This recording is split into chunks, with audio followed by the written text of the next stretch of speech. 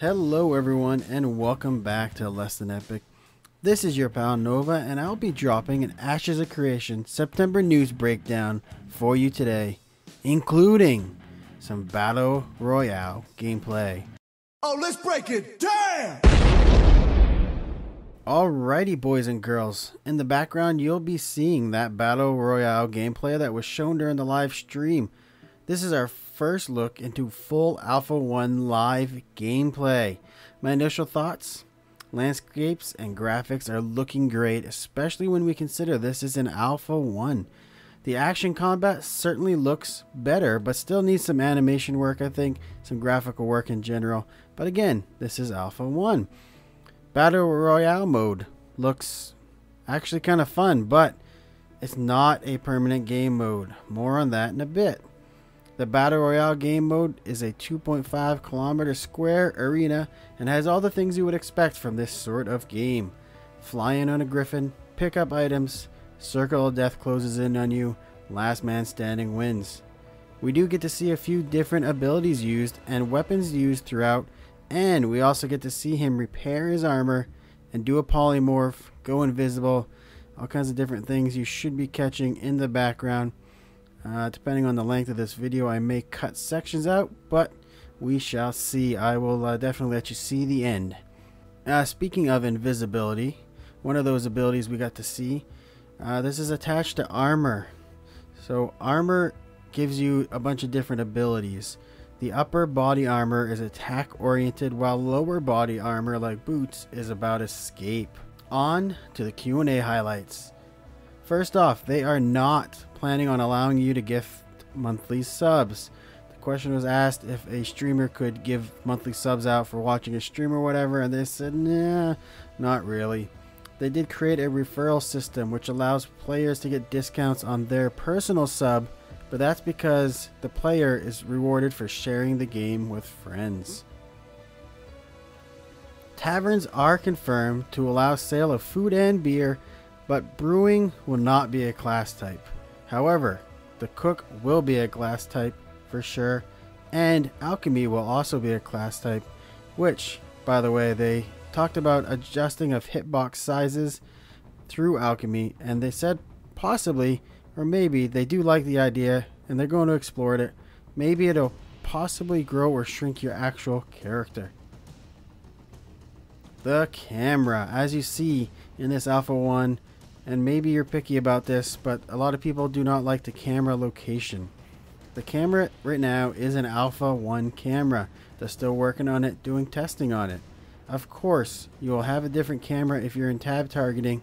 Instead of action, at release, we should see a more customizable camera.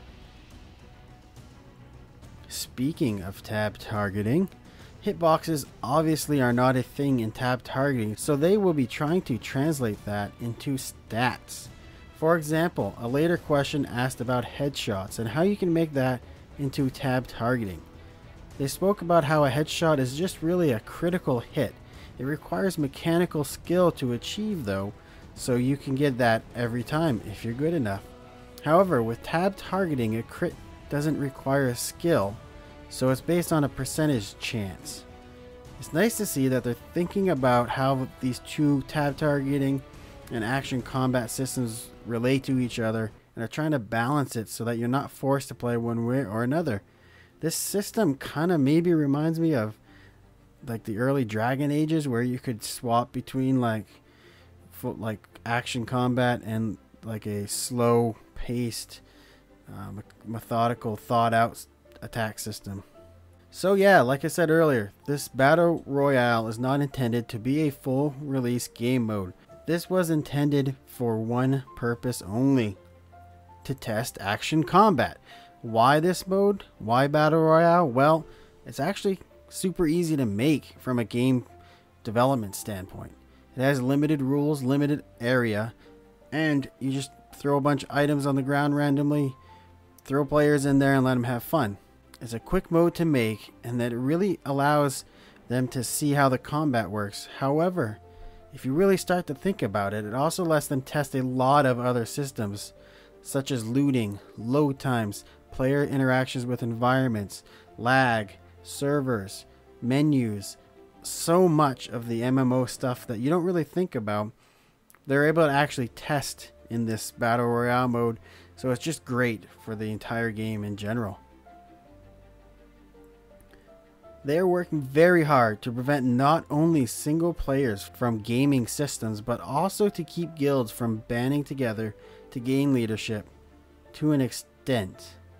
Obviously, they want players to band together and get things done, but they're really trying hard not to let somebody just game the system and ruin it for everybody else.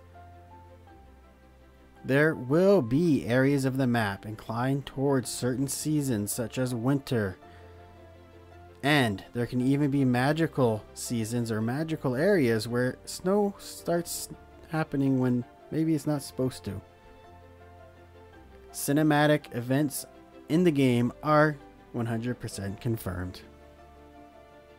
The world dungeons that I spoke about will not be instance and will not scale. So these are just dungeons throughout the world that people enter and leave as they please, and you can enter and play with as many people or as few people as you like. However, there will be the typical instance dungeons that we are used to seeing in an MMO as well. They are trying hard to stay away from flying mounts, but there are a few. For example, a node leader will get one, and they spoke about a legendary mount that will probably be timed and die off. On to leveling. Now, what they spoke about here is that they want leveling to be a journey, and they want the journey to matter. Yes! Event driven, task driven, all kinds of things other than grinding. Grinding will also not be the most efficient method. Yes! Sounding great, guys. They want the journey to matter. This is what we've all wanted from an MMO. I should say not all of us, but most of us hate to just rush through the early levels just to get to the end game and grind away. Why doesn't the whole game matter? Sounds like it might. Onward and upward. If you have items on a mule that you are bringing between towns, because remember, there is a carry limit, and the only way to transport goods is by mule or by caravan. So if you're bringing stuff between towns and you get PK'd, player killed, they can loot your mule and also portions of the items that were held on your person. No confirmation on server locations or amount of servers, except, and I quote, a multitude of servers. Well, that sucks, but they did say you can pick a server that you want to play on. I think that this is great because I think that this game is going to really have, like, servers will have different games going on, sort of. The game will be slightly different between servers because as nodes grow and like different types of nodes come up, they're gonna spawn different things in the world. So one server might have different nodes in different locations, or nodes that are based on combat leveling instead of economy, or they have different wars, whatever. So different nodes means different things unlock in the world. So to me, that means different servers could have different games going on, if you know what I mean. That should be cool. Make you want to play on different servers. I don't know, it makes it interesting. Long duration CC crowd control. Yes, they confirmed there's none of it. That means they're going in the exact opposite direction of Overwatch. Whew, good thing. They're generally avoiding any sort of crowd control that makes you stuck for 1 to 2 seconds where you can't do anything, because that's just bad gameplay. Some classes and combinations of classes will allow you to have multiple summons at once. If you let them know about exploits that you find in the game, you will be rewarded. However, if you choose to abuse these exploits and not say a word, you will probably be banned. Last couple questions here, guys. There will be no AFK activities like they have in Black Desert Online. I quote their response on this. We want this game to be played If there are things you can do to not play the game and progress, we've done something wrong. City mayors can decide which buildings go where in a city. Ship assets should be released during Alpha 2. Thanks everyone for checking out another Less Than Epic video. Keep checking back as we will continue to follow Ashes of Creation. Next up in the Ashes of Creation timeline, we will see Siege modes, Horde modes, and a full-blown Alpha 1 MMO experience starting from level 0 up to level, who knows, maybe 10 or something. They're not looking to go crazy here. However, this is all looking into the future. Could be quite some time into the future. We're not sure, but it will be a fun ride and you can keep up with it right here. Check out the description below where my referral link is posted if you are interested in signing up for Ashes.